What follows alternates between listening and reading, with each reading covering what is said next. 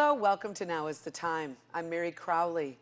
You know, sex trafficking, we're hearing different reports now on the news. Of course, it's well known, documented, that Jeffrey Epstein was arrested last Saturday of charges that happened, you know, back in 2002 to 2005. But there's literally an island in the Virgin Islands called Little St. James. There's been many celebrities and people, including former presidents, that have gone there. And literally they call it Orgy Island. And the plane that he had was called the Lolita Express. So, you know, we're seeing this subject, sex trafficking, all over the media lately. So on today's program, I've invited, you know, Reverend Deborah Manns, who is going to be coming on. She's with Victorious Women, and she works to really wipe this horrible trafficking ring out, and she works with a number of people, and young girls in particular, to show them exactly how to stay clear of this. So thank you, Deborah, for coming on the show today. Thank you, Mary, for having me. So Deborah, explain a little bit about your ministry and what you do. The Virtuous Woman, Inc. was founded in 2007, and it was really based on during a time that I was working with one of my, well, she's actually my mentoring pastor and my previous pastor before I started pastoring. She was the pastor of a church called St. James AME, and it was located at 77th and Western.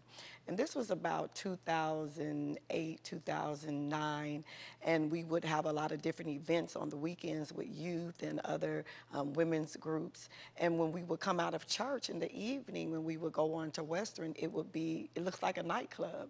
Literally back in 2008, 2009, where we would come out of the church and hit the boulevard, and there would be 10 girls on one corner, 9 girls on another corner, 6 girls on one corner, and they would be dressed in bathing suits or bra and underwear or lingerie walking up and down the street.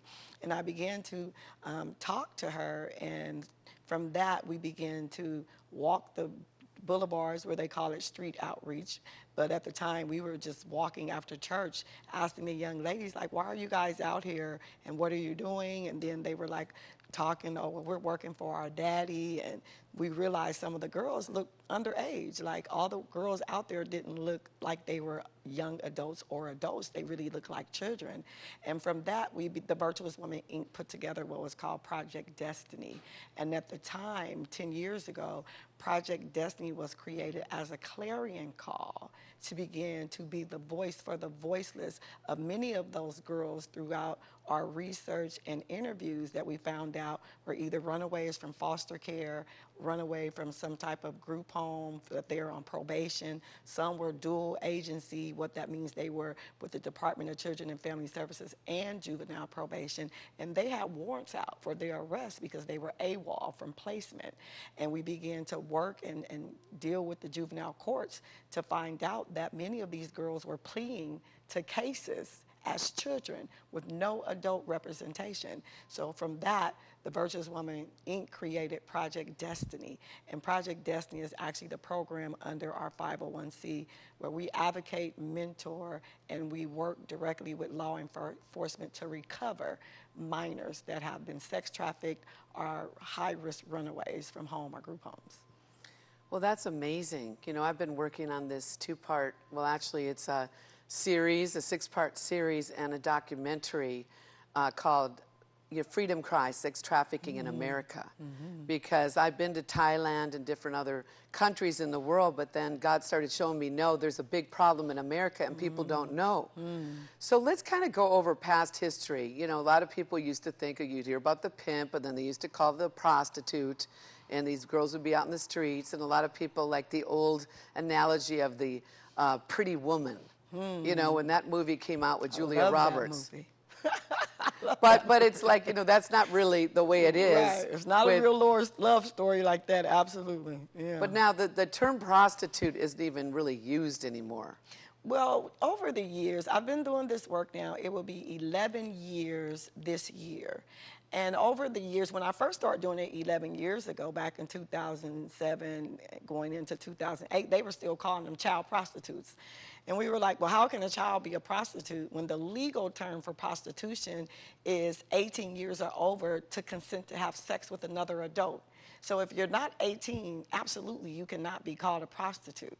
So that's why we started the campaign with the supervisor's office like 6.5 years ago, that there's no such thing as a child prostitute. And in that time, the industry came up with the name human sex trafficking. And then from there, if they were under 18, we came up with CSEC, C-S-E-C, where it's the correct term for the acronym is commercially sexually exploited children. So those were all the different phrases that came about, since there's so many people like yourself and many other agencies and film directors and grassroots organizations and ministries and big nonprofits are saying now these are victims. So we cannot give them a title, because even when we look at the term, Mary, of prostitution, it doesn't talk about exchange of cash. It just says 18 and over to consent to have sex with another adult. So anyone can be a prostitute, right?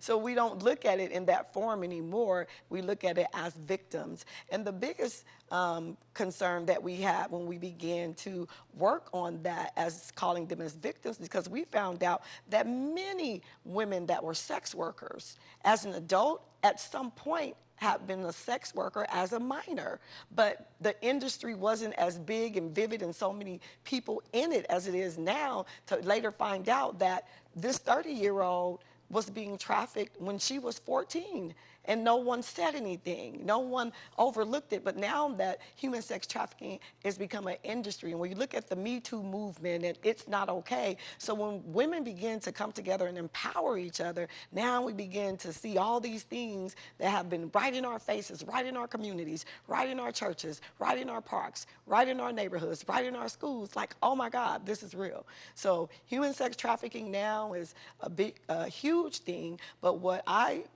basically focused on is domestic human sex trafficking, because I work right here in our own backyards, in our own communities with everyday urban families. Well, you know, last November I interviewed the district attorney, Tony Rackauckus, who he told me a story when I interviewed him about how in 2012, him and his staff went and heard a mayor of some LA city, smaller town, and he heard the statistics, and he said to his chief of staff, Susan, he said, listen, check into this. And when she researched it, she said, wow, we really need to, these women are victims.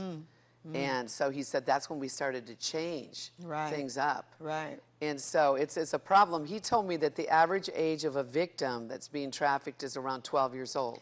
The average age is about 12, but statistically now, because I work within the juvenile courts, we have seen a few uprising 10 and 11-year-olds as well that have been high-risk runaways and that have been exposed, are being groomed, or that have already been trafficked. So right now, we are kind of in a state of emergency, because now how do you put a 10-year-old in juvenile hall, right? You can't service that 10-year-old. So unfortunately, the average is 12, but we are seeing some situations where they are younger. And when we looked at that, Miri, it goes back to what you and I have talked about briefly off the air, is that this social media and all these things that kids have access to now, YouTube and Snapchat and Facebook, well, you know, we're old people, so they say Facebook is for old people, but that's fine. We'll take that.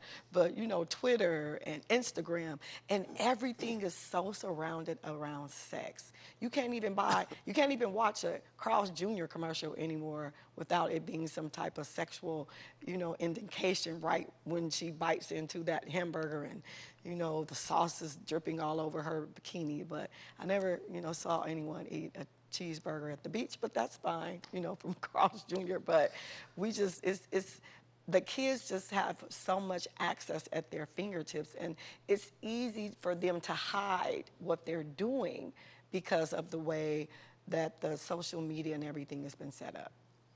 Well, you know, as they say, sex sells, but I mean, Carl Karcher, who I knew like his son. And Carl Karcher was a very strong Christian. And, you know, once he died, it's like people get involved because of money. And they do things, they changed the commercials. He would probably be rolling over in his grave if he saw that. I love Carl's Jr. Well, I do too, but I'm saying he didn't like the right, ad. Right. And so what's happening, even like last, you know, at Resurrection Day, at Easter, I was up in the mountains and there was a lady, I was talking to her, telling her about the documentary and the series I'm doing about the trafficking. Right. And she said, well, my son, one of the girls in the high school wanted to see a naked picture of him. And then she said no, and so she started sextorting him. I didn't even know what sextortion was. Right. Literally, Sexting. they're basically, and it's not just women; it's men too. Right. And so she said, "Well, if you don't give me a naked picture, then I'm gonna start gossiping about you around school," and that's what she did do. Well, what we know, Mary, is that now there has been a slight reputation for some, not all, of young girls to be really aggressive. I believe that, again, because of all of the access to things that are, you know, at our fingertips, that young girls and boys, they become curious. And high school is one of the biggest cesspools right now. The districts don't want to admit it. Are kids having sex on the campuses, in the bathrooms, in the gyms, in the back of the buildings, on the park on the side of the school? Many of the girls that I mentor that come to me weekly come to me and say, sometimes they walk and they say, Reverend Mans, before we start our session, can you pray for me? Because I have a confession to make. And they'll sit and tell me how there's a boy at school that liked them and he was touching her boob in lab science, and while he was touching her boob, while the teacher's like literally teaching, he says to her, hey, on break, you know, let's go to the gym. And sometimes they're literally under the bleachers, you know, in the gym, literally having sex. And some of my girls will come and say to me, these are my girls that just have high risk of running away. They haven't been trafficked, but many of them have been molested, sexually assaulted, or raped at a young age, from like 5, 7, 8 by a family member or a boyfriend of a mom or a cousin or a babysitter. And they have these addictions to sex now, and they're literally having sex at school. And they'll come and tell me, like, Reverend Mans, just pray for me because this is what happened. Or I was in the bathroom and he came in the bathroom and we locked ourselves in a stall and I gave him fellatio in the bathroom. So these are really real life things that are happening in high school. You know, I was talking to a friend of mine, and one of her friends is the principal of a school in Los Angeles. And she said, you know, 60%, this woman told my friend, Liberty, she said, you know, 60% of these kids are on drugs, they're on opioids, they're suicidal. I mean, there's an epidemic going on here. Right. And, you know, we need a move of God. Yes. We need to see a move of God. You know, God spoke to me in 1996 when I was in San Diego, and he said, Mary, there's a greater move of God coming in the Jesus movement. Right. And I didn't even know what that was, but let me tell you, I believe there's going to be a wave of God's purity. Amen. That is going to come. It's going to be supernatural. So, you know, it's like, so what do you do? I mean, what do you do to tell these kids? How do you deal with something like that? My girls that I work with that come directly from the courts or from juvenile probation, I work on so I have curriculum. So I have a 13-week curriculum for my girls that have not been trafficked but have the possibility of being trafficked. So I have a prevention curriculum for them, and then I have an intervention curriculum for my girls that have already been trafficked. And the curriculum for my girls that have been trafficked is called the Butterfly Journey. And then the curriculum for my girls on the intervention side is called Virtue. And they have books and they have assignments, and not just that, we have mentoring sessions where I literally talk to them about what their needs are. Why are they feeling the way they feel, where I help them understand the balance a healthy balance between relationships, whether it's because many of my girls, of course, being trafficked, they're in relationships with adult men, and they're 16 and 15 years old, which is so demonic and satanic. We know that. There's a dark spirit that once a 30-year-old man is having sex with a 15-year-old girl, that now that stronghold is on her. And many times I have to share with my parents. I have girls, Mary, that come to me as young as 14 that are in relationships with 40-year-old men, and the mom tries to understand why that she's now back home from the group home or the courts. She acts so angry, and she acts so impatient, and her language changes. And I tell them these are soul ties. So I tell them if a 14-year-old is sleeping with a 38-year-old, she's not 14 anymore, because that 38-year-old spirit is now connected to her. So the reason why she talks to you now like you are her friend and not her mother is because that stronghold is attaching to that spirit that has overshadowed her childhood. So there's so many different areas that we look at, like you said, that we as believers, we as men and women of God, that God is using us as vessels.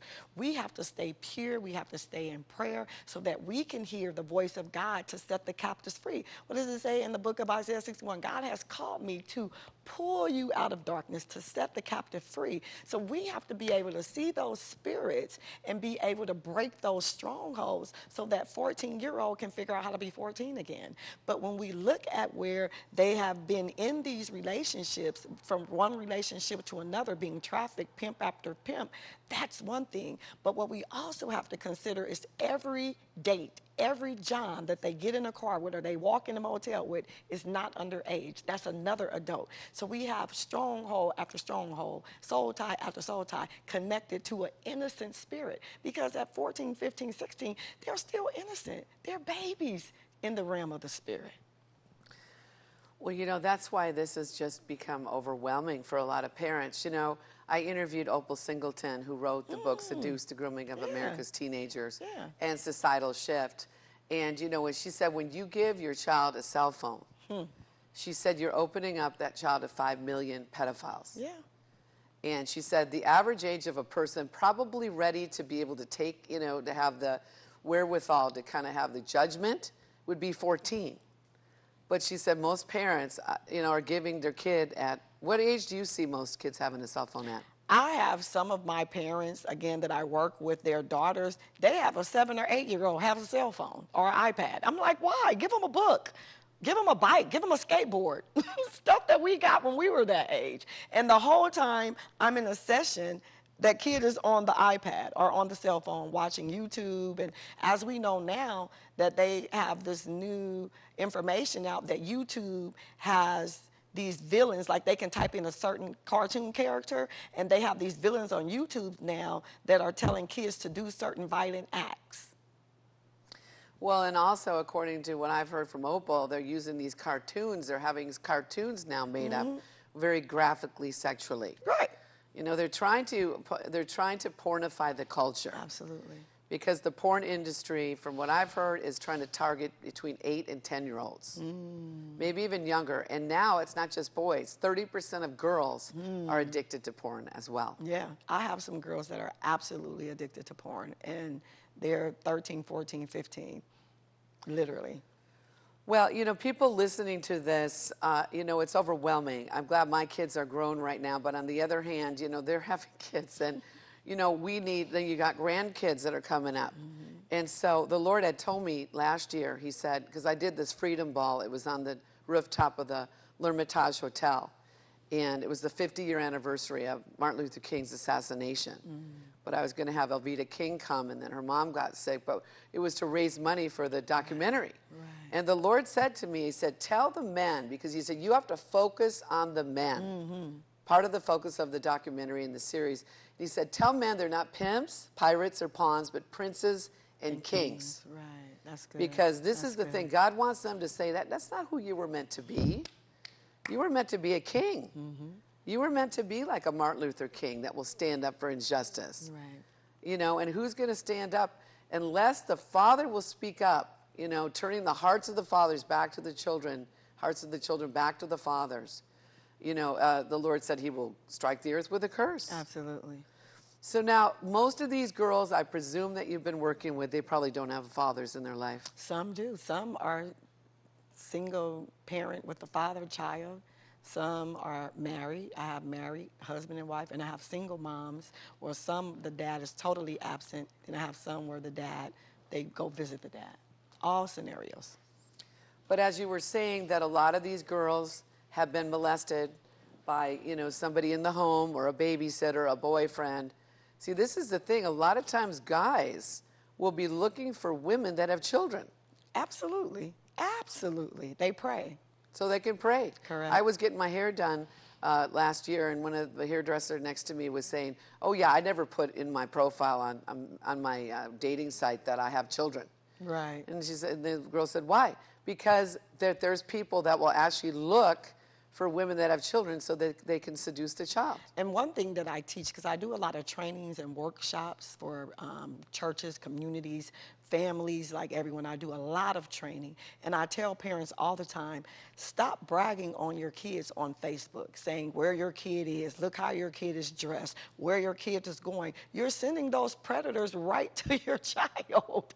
You're sending them, you're letting them know what school your child goes to, what park they play at, what party they're going to. Stop it, because you don't know. Everyone wants to be popular. Everyone wants to have all these Facebook friends. They're not your friend. And you don't know if that's the person that you're confirming to be your friend, if that person is really the picture or the flower or whatever you see there. Well, and two, I didn't know this until just recently. When people are sharing pictures, it actually has an imprint, a code that it can tell where you are in that picture. Absolutely, Mary. People don't know that. It's almost like a tracking device. Mm-hmm. You send a picture to somebody that you meet in a video chat room. Mm-hmm. Oh, send me a pic. He knows exactly where you live. Right. Yes, ma'am. I mean, that blew my mind. Yeah. So anyway, well, how can people, we're wrapping up the first part of the show, how can people get a hold of you? I basically really, at this point, because of the work that I do, I still have to be very protective. So I always ask people to reach me by email, which is The Virtuous Woman Inc., VirtuousWomaninc @yahoo.com. Or I'm on Facebook as Deborah, DeBorahk, Manns, MANNS. You can DM me, you can send me an email, and once everything has been confirmed and checked out, then my assistant will let me know, and then I will reach directly out to that person. Okay, thanks for coming on the show. We're going to do one more taping, but thanks for watching. Now is the time. This is a real serious subject. And, people don't think that this can happen, but it does every day. And in fact, many of the girls that I've interviewed and the mothers and the parents, they said, I never thought this would happen to my child. But it can and it does. And so if you'd like to be able to be involved with my project, Freedom Cry, Sex Trafficking in America, we're still raising funds. In fact, I'm going to be interviewing Deborah next week and some of her girls. So you can go onto my website, which you should see on the screen, but it's marycrouley.com. That's spelled MERICROULEY.com. We'll talk all about the documentary, and you can make a donation to the documentary, which if you make a donation over $500, we'll put your name or your business in the credits following the taping. So thanks for watching. Now is the time for us to take action against these type of horrible situations such as sex trafficking in America. God bless you, and be sure to stay tuned next week for the second part of this interview. Thanks for watching.